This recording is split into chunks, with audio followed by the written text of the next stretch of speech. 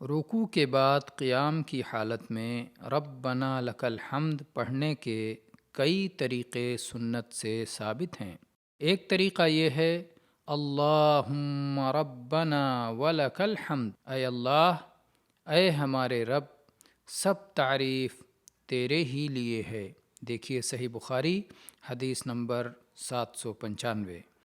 دوسرا طریقہ ہے اللہم ربنا لک الحمد، دیکھیے صحیح بخاری حدیث نمبر 796 اور صحیح مسلم حدیث نمبر 404۔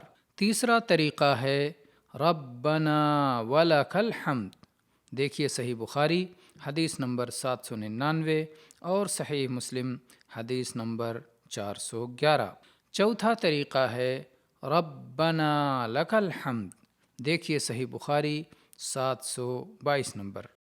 حمد کے مذکورہ صیغے مختلف اوقات میں بدل بدل کر پڑھنا سنت ہے، کبھی کوئی اور کبھی کوئی۔